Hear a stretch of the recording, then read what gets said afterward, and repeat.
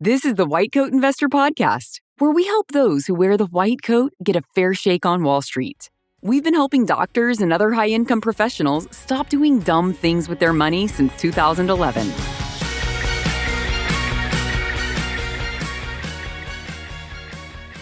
This is White Coat Investor Podcast number 378, Marketing Your Practice. Today's episode is brought to you by SoFi, helping medical professionals like us bank, borrow, and invest to achieve financial wellness. SoFi offers up to 4.6% APY on their savings accounts, as well as an investment platform, financial planning, and student loan refinancing, featuring an exclusive rate discount for med professionals and $100 a month payments for residents. Check out all that SoFi offers at whitecoatinvestor.com/SoFi. Loans originated by SoFi Bank, NA, NMLS 696891. Advisory services by SoFi Wealth LLC. The brokerage product is offered by SoFi Securities LLC, member FINRA, SIPC. Investing comes with risk, including risk of loss. Additional terms and conditions may apply. All right, welcome back to the podcast. We're glad you're here. Thank you for what you do on a daily basis. It's important work you do. Thank you for spending your 20s in school or residency training. It is not a small sacrifice and commitment you have made to your profession. Thank you so much for doing it. Here at the White Coat Investor, we want to teach you how to take that high income and turn it into wealth. It's so important to understand the difference between income and wealth. Lots of people are out there confused about this. They think that rich people have high income, and while they often do, that is not what makes them rich, right? Being rich, being wealthy, being comfortable, whatever word you want to use for it, is measured by net worth. Everything you own minus everything you owe. So if you're coming out of your fellowship and you're making $400,000 a year, but you have a net worth of negative $400,000, you are not yet rich. High earner, not rich yet. You are a Henry. And we want to take you from being a Henry to being wealthy. And the reason why is not because we want doctors to have lots of money necessarily. It's that we think doctors that have their financial ducks in a row are better doctors. They're better physicians, better partners, better parents. They take better care of people because they're not worried about having to make their car payment. They're not worried about the stress of their financial, their student loans hanging over their head. All these things that people are, stuck with. You listen to our Milestones podcast, and you hear about people who, at one point were very much struggling, and the effect it has on their psyche and the effect it has on their day-to-day life. It is not a good thing. We don't want that to happen to you. The net worth surveys show that about 25% of doctors in their 60s, these are doctors that have had physician-level paychecks for 20 or 30 or more years. 25% of them are still not millionaires in their 60s. And I think that's a real shame, not that they need to be millionaires, but because they are holding on to so little of what they've earned. And, by the time you're in the 60s, I think you ought to have an amount of money similar to what you've earned in the past, thanks to your money doing some of the heavy lifting and that effective compound interest, right? If you've earned $5 or $6 or $8 million during your career, by the time you're getting close to, retirement, you ought to have something similar to that. That just comes from saving 20% and investing it in some intelligent way. And I think if you do that, you'll not only have a comfortable retirement, you'll be able to help others, and you'll end up being able to be a better practitioner throughout your career. All right, let's take some questions from you guys to start with. We're going to talk a little bit later about marketing your practice, which I think is pretty important. And we've got a new partnership out. You can find details about that at whitecoatinvestor.com/marketing. But we'll bring on somebody to do an interview later in this episode to talk a little more about that. First, let's take this question from Justin. Hi, Dr. Dolly. This is Justin from New York. Firstly, I wanted to thank you for all of your teaching and guidance over the last several years. Much of your teaching has sparked my interest in really taking command of my personal finance and promoting this kind of work to my fellow colleagues and peers. And so I'm indebted to your service and to all the teachings that you've done. My question revolves around contributing money from a Roth 403b to a Roth IRA. I'm currently in my 4th year of residency. I have another year left, and I've been contributing to a Roth 403b through my academic center. I plan on hope to eventually contribute this money to a Roth IRA, but was not clear or sure if this is something that I'm able to do without paying any more sort of taxes. And so I was curious to get your thoughts on whether this contribution or conversion of a Roth 403b to a Roth IRA after training is something that I'm able to do. Thank you again for everything. Okay, Justin, great question. It allows me to talk about some stuff that's important for everybody to know. There are a few people in the audience that are like, what the heck is Justin talking about? Right? Because they already know this. But there's a whole bunch of you out there that don't know this. So let me teach this to you, and you'll never, get confused about it again. Terminology matters. Precision of terms matters. Okay, what you say matters, right? Because each of these words we're throwing out there in questions and answers like this has an actual definition. Okay, a contribution is when you put money into a retirement account, and there's limits to how much you can contribute because it's such a good deal to be able to save in a retirement account. The government says you can only put so much in per year. For example, if you're under 50 in 2024, you can only put $7,000 into an IRA. You can only put $23,000 as an employee contribution into your 401k or 403b, right? Those are contributions, and there's a limit on those. Often you have a choice between a Roth or, a tax deferred or traditional retirement account, but those are contributions. Another thing you can do is to make a transfer or a rollover. Sometimes people use the term rollover when you take possession of the money for less than 60 days before it goes into the new account. But rollover is a pretty broad term that often includes direct transfers from one retirement account provider to another. Okay, so if you are moving money from a tax deferred account of some kind into a tax deferred account of some kind, right? Whether that's going from a governmental 457B or a 403B or a 401k into another 401k or an IRA, right? That transfer or rollover, as long as it's the same type of account, has no tax consequences. There are no penalties, there are no tax consequences. Now, usually you'll have to separate from the employer before the plan will allow you to do that, but it costs you nothing but your time and a couple of pages of forms you often have to fill out. And this process is super intimidating until you've done it once. And then you're like, that's it. All I had to do is put the account numbers on there and, the addresses and it goes over. It takes 2 or 3 weeks for whatever reason, but it's really a super simple process. And you're going to have to do this a number of times during your career. So just get used to doing it, figure out how to do it. Usually it's easier to pull the money into the new account than it is to push it from the old account. So I usually start the paperwork process with the new account, but this is no big deal. So this is what you're going to want to do, right? Because you're going from a Roth account to a Roth account, your Roth 403b to a Roth IRA. There's no tax consequences. That money's already been taxed. You're not taking it out, so there's no penalties to pay. It just goes, you separate from your employer, you go to Vanguard or Fidelity or whatever, and you say, I want to, do a rollover from my Roth 403b to a Roth IRA, and they say, fill out this form, and 3 weeks later, it's in the Roth IRA. That's it. Okay? You also throw out another term, which is called a conversion. Okay? What you're wanting to do is not a conversion. A conversion is moving money from a traditional or tax deferred account to a Roth account. Okay? And generally speaking, there is a tax cost to doing that. There's no penalty or anything, but there's a tax cost because that tax deferred money, that pre-tax money has never been taxed. And you want it in an after-tax or post-tax or tax-free account. So you got to pay taxes on it at some point. You do that in the year you do the Roth conversion. Now, you don't convert money from a Roth back to a tax-deferred account.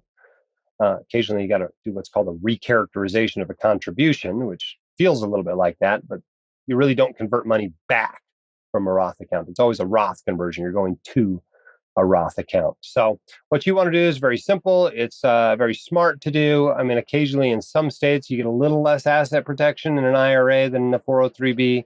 Also keep in mind, if you're getting toward the end of your career, you can get into 403bs and 401ks after you separate from the employer at age 55, penalty free, whereas you got to wait till age 59 and a half with an IRA. So you don't always want to go to an IRA. But for the most part, when you leave an employer, you do want to go from the 403b or 401k, et cetera, to an IRA, particularly if it's a Roth account. Now, if you're doing backdoor Roth IRA every year, you don't want to have money in a traditional IRA. So in that case, you want to go from your old 403b or 401k to your new 403b or 401k rather than putting it into a traditional IRA. But as a general rule, most Americans, when they leave an employer, they move their money into IRAs. All right, our quote of the day today comes from Henry David Thoreau in Walden. He said, "The cost of a thing is the amount of life which is required to be exchanged for it, immediately or in the long run." A lot of wisdom there, all the way back from the 1850s. Next question comes from Dave. Hi, WCI team. I'm an incoming fellow newly matched into a 3-year program, and my wife is a primary care physician. As part of our move from my fellowship, we are comparing retirement contribution options at my wife's new job. And one of the options for partners is a Keogh Plan, which I'm having trouble wrapping my head around. The contribution levels are structured as a percentage of eligible compensation times a predefined contribution percentage. The contribution levels are 25, 50, 70, or 100% of the contribution percentage as actuarially determined each year. What I'm struggling to conceptualize is how much of an effect this will have on our cash flow month to month, as each of these contribution levels would fill the employer contribution limit of $69,000 in 2024 well before the end of the year, potentially creating a yo-yo effect and even some cash flow challenges depending on the actuarial adjustments year to year. To make matters more complicated, while my wife would be on a 3-year partner track and the Keogh Plan only applies to partners, the decision to participate in the plan and the contribution level must be made within the first 180 days of employment, which is then permanent. The employer also has an unmatched 401k and a pension, which my wife is unlikely to qualify for as we are anticipating moving to be closer to family after my fellowship is completed.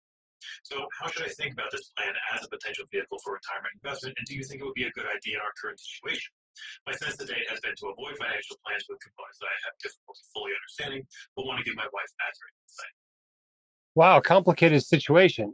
I think you said she's not eligible to use it anyway until she makes partner, and she's in a 3-year partnership track, and you're in a 3-year fellowship, and you guys are leaving after your fellowship. So I don't know that any of this matters, does it, if she can't use any of that stuff?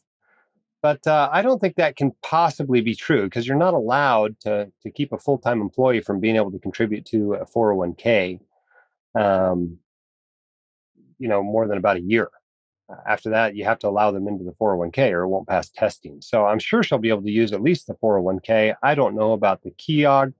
It's kind of an older term. People don't use it very often, but it works very similarly to a profit sharing plan. The $69,000 limit is probably combined with that 401k in some way to share the same $69,000 limit. I think what I would do in this situation is I would go sit down with HR or the HR person or the managing partner or whoever it is and figure out exactly what this is going to look like. Okay, what's this look like? We choose the 25%, the 50%, the 75%, whatever. What's that going to mean for our cash flow? What's that going to mean for how much we get in there at the end of the year? Decide what your goals are, right? If your goal is to max this thing out as soon in the year as possible, if your goal is to spread it out as much as you can throughout the year, but still max it out, if your goal is just to get, $20,000 in there during the year, figure out what your goals are first, and then go to them and go, this is what we'd like to do. What's the best way for us to do it? Which of these things should we choose? And then you can maximize whatever benefit you're interested in getting out of that. But when it's confusing, usually that's just because you don't understand how it works, right? And sometimes HR doesn't understand how it works. But the problem is every retirement plan is a little bit unique, has a little bit of unique rules. And so you can ask for the document. They got to give you the document. But even so, a lot of them just aren't written that well. And you got to go in and get clarification of exactly how they work. I'm also a little skeptical. This thing can never be changed. That you've got to decide as a pre-partner how this thing's going to work 3 years from now. That doesn't make any sense. So I'll bet there's a little more flexibility there than you think there is. But you're not going to be able to figure out how much without going in and talking to HR. And it sounds like you're kind of the finance person in the relationship. So the two of you probably ought to go in together to get this sorted out. It's well worth your time, right? Pay attention to these details. Read your plan documents. Figure out how your plans work on the front end. Rather than just ignoring them because they're complicated. And you may decide that you don't want to use this plan at all, and that's fine, but let's get all the information first so you really understand what your options are. All right, I mentioned this podcast is going to be about marketing your practice. Let me bring on our newest partner in regards to that. This is Marita McCahill. Let's get her on the line. I'm here today with Marita McCahill. She is the founder of PracticeGro, does consulting for helping people marketing their practice, and has recently created an online course to assist physicians and similar professionals in marketing their business. Marita, welcome to the White Coat Investor Podcast. Thank you, Jim. I'm excited to be here. Let's start by just telling us a little bit about yourself and how you got interested in the marketing of healthcare practices. Sure. My background is more, I spent 10 years in marketing for large IT outsourcing companies, like Fortune 500 companies. And then as I started growing my family, I wanted to scale back and do consulting, for different smaller businesses. And at the time, I had a lot of friends and family who were in the healthcare arena, particularly physicians. And they would come to me and just ask questions about, hey, how do I get more patients? Or what do you think about, this campaign? And I just realized there was a huge lack of understanding around personal branding and marketing in terms of the individual physician. So that's kind of how I started this journey. So, what is it about doctors that makes us so terrible at marketing ourselves? Kind of very similar to finances. It's just a matter of there's no education around it in the med school process. So no one really is exposed to some business courses, some simple personal branding and marketing courses. I don't think people are innately bad at marketing. I just think there's no education around it. You guys are so inundated with all the medical training that there's no time taken out to tell you, how to build your finances, how to grow your practice so you are financially viable and you have a great life. So I personally, the marketing, I don't think doctors are particularly terrible at marketing. I just don't think they understand it. I mean, it's a major. People can major in marketing. You do, years of coursework at learning marketing. Yeah. But I imagine there's some principles that are kind of high yield, and once you understand those, you get 80% of the benefit with 20% of the work, probably, compared to someone who gets a degree in it. Yes. Let's talk about doctor marketing. What are the most effective ways to market yourself these days? I mean, everybody talks about online reviews, talks about your website. I mean, do docs still need to be going around in person? Specialists going to primary care docs, trying to get referrals, take an ER call. And what are the best ways to market yourselves these days in the 21st century? Well, in my opinion, and there's data to support this, I believe that is a combination of having a strong online presence coupled with, I do think specialists still need to do outreach to referral providers. I think there is some data, and I have this covered in my course, but the three main ways to grow your practice is one, with a strong personal brand and online presence. Second is through referrals.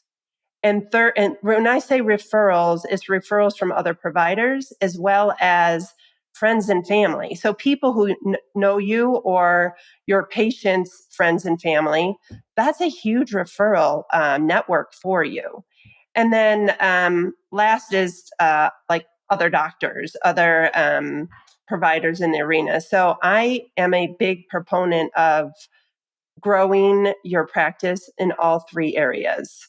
And so actually the methodology I use is GROW. It's generate your personal brand and then reach your target audience, followed by optimize your marketing. And I think there's so much providers can do that doesn't require a large spend monetarily. There are lots of things you can do to grow your practice that cost very little. I always get the sense, being an emergency doc, that some of us don't need to worry too much about our online presence, that nobody's checking our reviews before they come to the ER or, an anesthesiologist. What specialists really don't need to spend much time worrying about this? The two you just mentioned, for sure.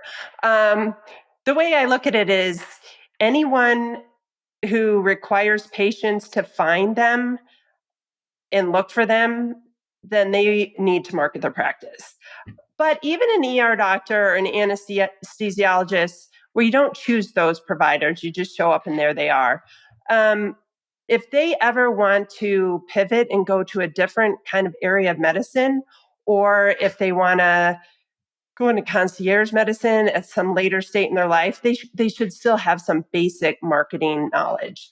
But for sure, anyone who needs to attract patients is someone who needs to market their practice. Now, I think these days, something like 78% of physicians, and not quite that high of a percentage of dentists, don't own the practice.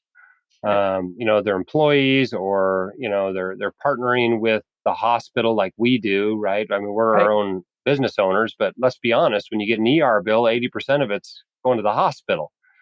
How do you decide whose responsibility it is to do the marketing, whether it's the hospital or the group or yours individually? How does that get sorted out? So my thought process is this. If you are part of a group or a hospital, they're going to take care of the large majority of your marketing. However, you want to be involved and you want to honestly build your personal brand, because if you don't, a lot of providers move practices. So you might be hospital based for the first half of your practice, and then second half of your career you go into private practice, or reverse. Or a lot of private practices are getting bought right now, and so you move to a hospital based system. Maybe you decide you don't want to go with your group. So my concept is you need to future proof your individual brand, because you really don't know what's going to be thrown at you and where your career is going to move to. So I highly recommend every provider own their own personal brand. And when I say that, they should be building their credentials online through reviews. So they have their own online presence separate from their group, but not competing with their group. So an instance of that would be if you work for a certain practice, you wouldn't want to go off and create a brand that conflicts with that practice, like a totally different name. So I work with providers to really understand their own brand and how to market it, but also not conflict with your hospital or not conflict with your private practice.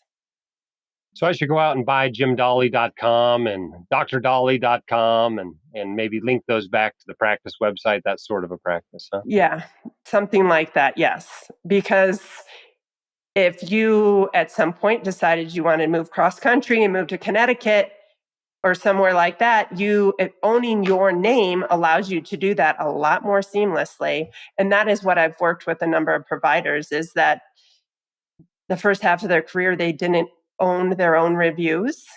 And then when they decide to move, they're starting from ground zero. And it just doesn't need to happen that way. You can really transfer those reviews with you wherever your career takes you. Yeah. And you're We're talking with Marita McCahill. She has developed a course to help doctors learn to market themselves better. You can learn more about this at whitecoatinvestor.com/marketing. This is a course that's you can buy with your CME dollars. It's eligible for 8 CME AMA Category 1 hours. So it's a wonderful benefit there. Now, as far as online reviews, a lot of people don't get interested in their online reputation or online marketing until they get a bunch of bad reviews. They're not exactly proactive about it. So let's say you're starting from that point, like I suspect many people are. You've got a few bad reviews that you think are hurting your business. What can you do about it? One of the best things you can do is offset the negative reviews with a lot of positive reviews. So you have 20 reviews and 5 of them are negative. Really, the only way to offset that percentage is by building up your positive reviews. And this is something I cover in the course quite extensively. First off, if you get a negative review, how do you respond to it properly? And there's HIPAA compliant ways to do that. And a lot of times physicians aren't doing that themselves. It's someone in their office, which is great. But if you're in private practice or you own a smaller practice, you're going to want to make sure whoever is responding to those reviews is doing so in a HIPAA compliant manner. Second, there's a lot of ways to deal with negative reviews. And one of them is just to reach out to the patient, directly and try to resolve it offline. If you have negative reviews, and hope maybe they take it down. If they don't, you're just going to need to bury bad reviews with a lot of really positive ones. And that's a great approach to doing that. And then just another thing that I cover in the course is, how do you just avoid getting negative reviews in the first place?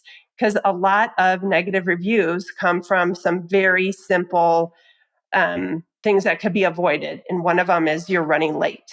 Like a lot of times people write reviews, the doctor didn't respect my time, he was running late. And there's some easy strategies that you can employ in your practice to get ahead of someone leaving you a negative review. So those are some of the things I cover. Yeah, a lot of them don't have a lot to do with the doctor. They're Right. mad they got charged for parking at the hospital, or they're mad that the front desk person Yeah. didn't treat them well, or they didn't Correct. like the waiting room, or those sorts of things. Yeah. Do you get the sense that people reading reviews understand that that stuff isn't about the doctor, or do you think they're just going, wow, 5 negative reviews? I think they read the reviews and they do consider what's being said. However, most people want to have a positive experience. So if you do have a lot of negative reviews, even if it's not on you, it still reflects on you. So if there's a lot of reviews about a negative receptionist, people probably will say, well, I'd just rather go to a provider that doesn't have these negative office experience. I know personally as a patient, I left a provider's office because they had a very rude receptionist. And that caused me to take my business and it was a pediatrician's office elsewhere. And that had nothing really to do with the provider. It was just, as a patient, you deal with your front office staff quite a bit.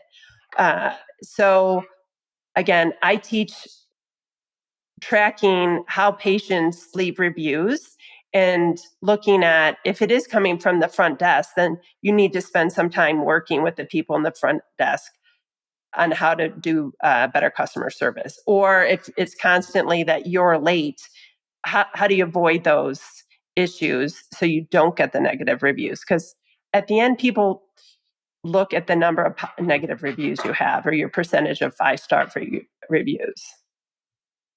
Is there a way to get good negative reviews? Let me give you an example. One of the ski areas around here launched this campaign using all their 1-star reviews, and there are lots of silly ones, just like there are for national parks, right? They had 1-star reviews that said too much powder, or the terrain is too steep, or all the people that, all the things that people come That's to funny. Snowbird looking for, right? Yeah. And they highlighted those as negative reviews. Have you ever seen that done by a medical practice? No, I haven't. Although I do love snowboard more than any mountain. No, I have not seen a practice do that. And in large part, because you don't want to get too creative with reviews because of HIPAA issues. So, no, I haven't seen that. But and I've never seen really great negative reviews left online either for providers. Those are kind of you can't silly. ask your patients to leave you a 1-star review that says the doctor's always running early and waiting for me, Oh things yeah, like that. that'd be funny. Yes, that'd be hilarious. But no, I All have right. not seen that. Well, tell us a little bit about what PracticeGro does as a business. I mean, the business isn't just an online course provider. What else do you guys do? We honestly help small practices look at what they should do to grow their marketing and like what tools you can use. So, for instance, we've worked with an orthopedic group, a chiropractor, and generally in a cancer clinic. And sometimes they already have their marketing team in place and they're just looking for a review of what they're doing. And we can look at it top down and say, hey, you're doing really well in this area and you could probably improve this area. And let me give you some tools or resources that you can use to, say, grow your reviews or get better traction with patients through your word of mouth marketing. So I look at things pretty holistically. I am not, our practice is not like, let's build your website. I think there's a lot of great medical website builders out there that really focus on that. And I would say we're quite different in that I look at it from a strategic level and really understand what it is, the goals of your practice. And it might be launching a new area. Like we worked with a orthopedic to build an ER. And so it had nothing, their practice itself was great, but they want to do an urgent care specific to their practice. And so we can take a program like that and build it, launch it, and then exit because we hand it over back to the practice to run. So I think that's where I'm a lot of consulting kind of work. Yes. Tell us about your partner at PracticeGro, Larry. What does he bring to the table? Oh, Larry's brilliant. He really is a visionary, and he can look at graphically, like, let's make this so intuitive and easy for a patient to want to come to your practice.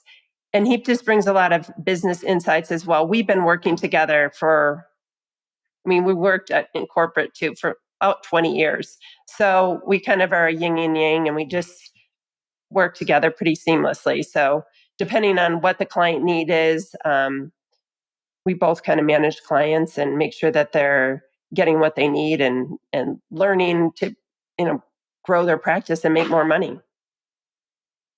Yeah, it's obviously an important part of physician finances, right? I'm always talking to people saying, boost your income. This all gets way easier when you make more money, right? It's easier to pay off debt. It's easier to max out retirement accounts and save up a down payment and all the things you need to do in your life when you just have a higher income.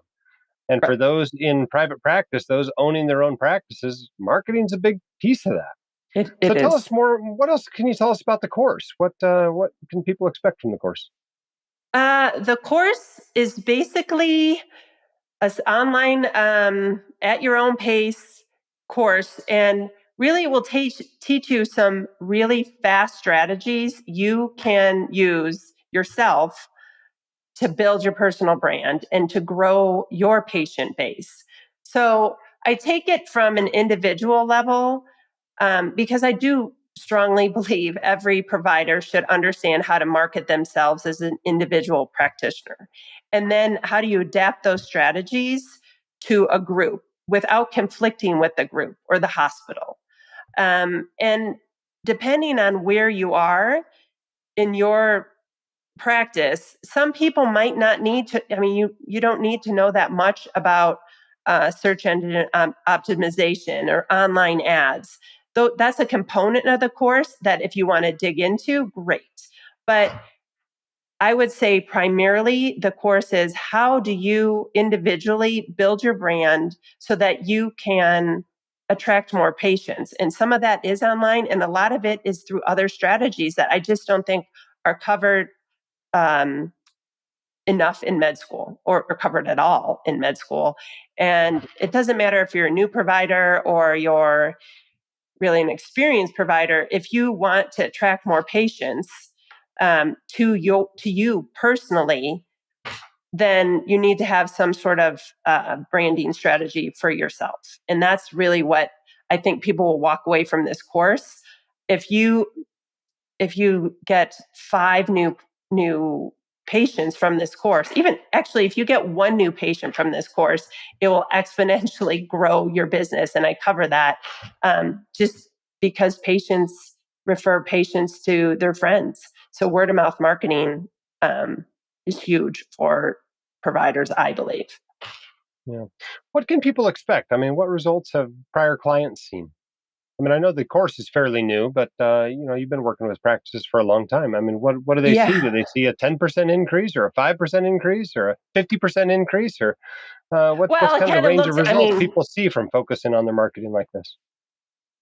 Oh, you would definitely see an increase in your number of patients coming to see you. And specifically, people will get responses from patients saying, oh, I saw my friend referred me to you and I went and looked and you have great reviews. So I've never tracked it to like the exact number level because again, something about marketing, which is very different from finance, is there's less ways to track. There's a lot of intangibles with marketing that people don't understand. And a lot of the intangibles are, and particularly with marketing a practice, is that word of mouth marketing, but you can track it, and I can teach people how to track that. And referrals from other providers, you track those, and those numbers will go up exponentially. And I have helped providers with that. So spending some focused time on, say, a specific referral base, you can double, triple easily your referrals from a particular provider if you track the numbers and you spend some time cultivating that relationship. So I've seen that number grow tremendously with providers I've worked with. Awesome. Yeah. And in terms of reviews, there are several tools out there that make collecting online reviews very simple and automated. And for instance, one provider I worked with went from 5 reviews to, hundreds of reviews very quickly by using a tool. So those are some of the things I cover in the course. Awesome. So the URL again for that course is whitecoatinvestor.com/marketing. We're running a promotion for this from the 29th of July through the 6th of August. We're throwing in one of our courses for free. So it's a 2-for-1 deal. We'll throw in our Continuing Financial Education 23 course. That also comes with a substantial amount of CME credit once you enroll. It's an 8-hour self-paced online course, help you to attract more patients, to leverage VIP patients to be your best marketing channel, to solidify your referral network, future-proof your practice, and earn CME credit all at the same time. It's Marketing 101. Again, that URL is whitecoatinvestor.com/marketing. Marita, thank you so much for being willing to come on the podcast and tell us about the importance of marketing our practices. Thank you so much for having me. Okay, I hope that's helpful to you. A lot of times here at WCI, we're not sure exactly what partnerships are going to work out awesome before we do them. We think this is a great course. We think it'll help a lot of docs. We do know that marketing is very important for physician practices, but we have no idea if this is going to be super useful to a lot of you or not. So check out the course, right? Take a look. If you're thinking, man, I sure wish we were busier, this is the sort of thing you ought to be looking into, right? Or if you're just looking for, a better or different way to market the practice, check it out. And let us know what you think, and send us that feedback, and we'll adjust accordingly, whether it's adjusting the course or adjusting the partnership or, adjusting pricing or whatever. Give us that feedback, and we'll try to help you as best we can. All right. Our next question comes from Bob.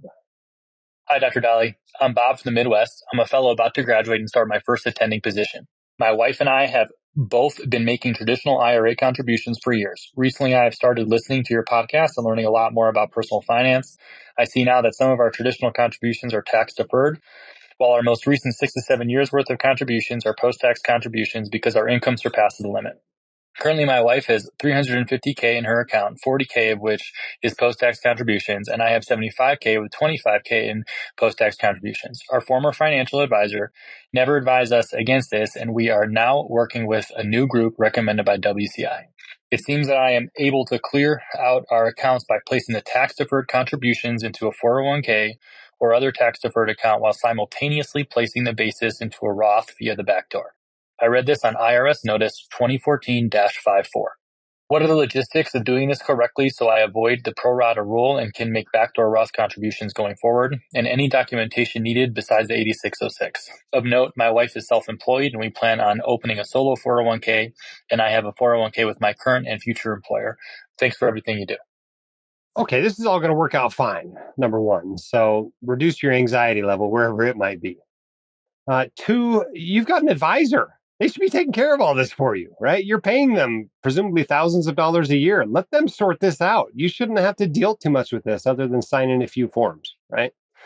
The general rule, though, is yes, unless you've got the money, when you come out of training to convert everything to Roth, and some people do. I'm guessing you don't, given she has a $350,000 tax deferred account.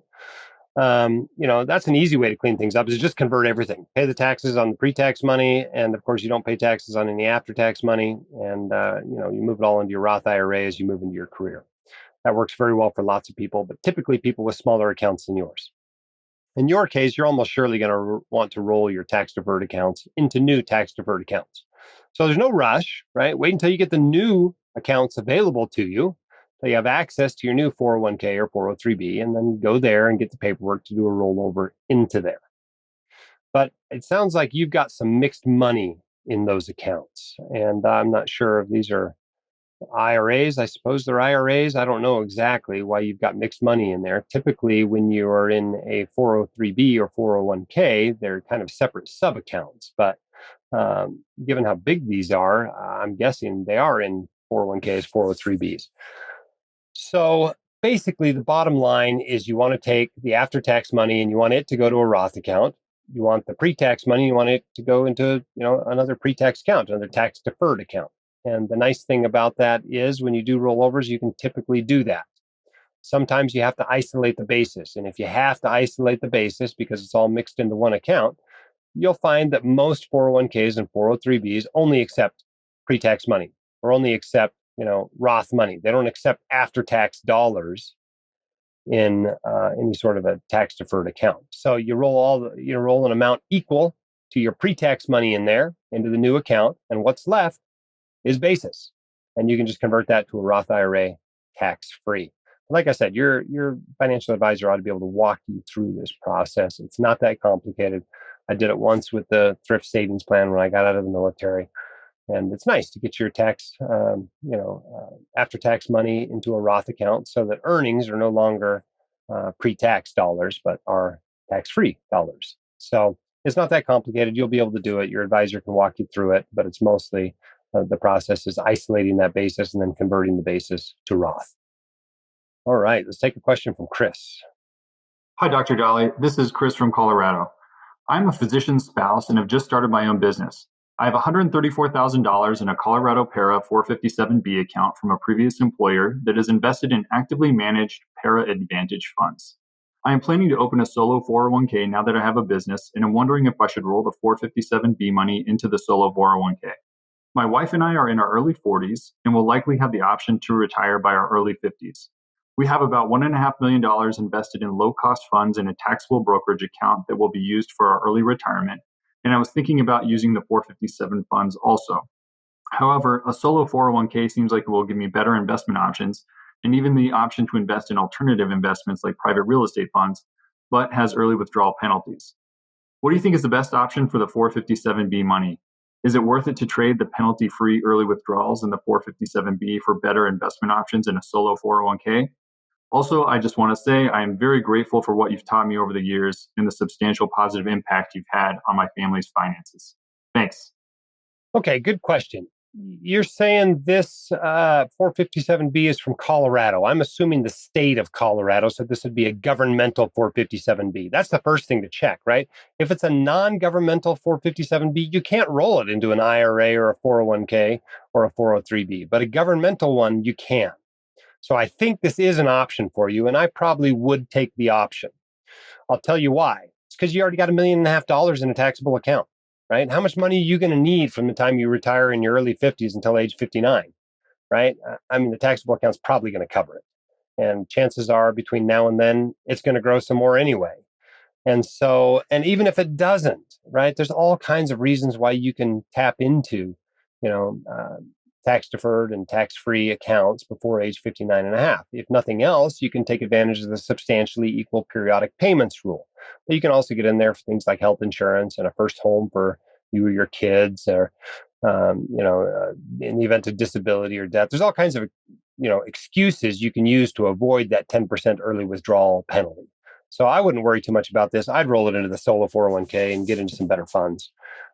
If you told me that you're going to retire in a year and you want to spend 457B money first and you didn't have any taxable money, then I might say, well, it might be worth it to leave that money in the 457B for you to avoid that, age 59 and a half issue. But I think you've got enough money to get you to age 59 and a half without touching this. I don't know for sure. I don't have all the details. We haven't sat down and created a financial plan for 3 hours.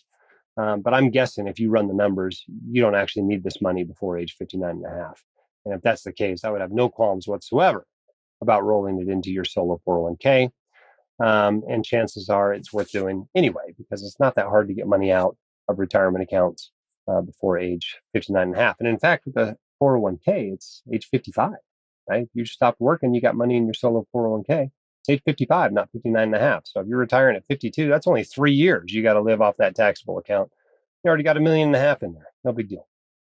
As I mentioned at the top of the podcast, SoFi is helping medical professionals like us bank, borrow, and invest to achieve financial wellness. Whether you're a resident or close to retirement, SoFi offers medical professionals exclusive rates and services to help you get your money right. Visit their dedicated page to see all that SoFi has to offer at whitecoatinvestor.com/SoFi. One more time, that's whitecoatinvestor.com/SoFi. Loans originated by SoFi Bank, NA, NMLS 696891. Advisory services by SoFi Wealth LLC. The brokerage product is offered by SoFi Securities LLC, member FINRA, SIPC. Investing comes with risk, including risk of loss. Additional terms and conditions may apply. Don't forget, if you're interested in that marketing course, whitecoatinvestor.com/marketing, you can learn proven practice management techniques and marketing fundamentals to establish, grow, and future-proof your practice. Thanks for those leaving us 5-star reviews and telling your friends about the podcast. Latest one comes in from Green Med, who said, terrific, no hype resource. The podcast is great for commutes, but make sure you combine it with the fantastic WCI webpage. They've got clear, concise articles on nearly any question you have. This is one of the single best financial literacy sources I've found in years. Thanks for that great 5-star review. Keep your head up, shoulders back. You've got this. We're here to help. We'll see you next time on the White Coat Investor Podcast. The hosts of the White Coat Investor are not licensed accountants, attorneys, or financial advisors. This podcast is for your entertainment and information only. It should not be considered professional or personalized financial advice. You should consult the appropriate professional for specific advice relating to your situation.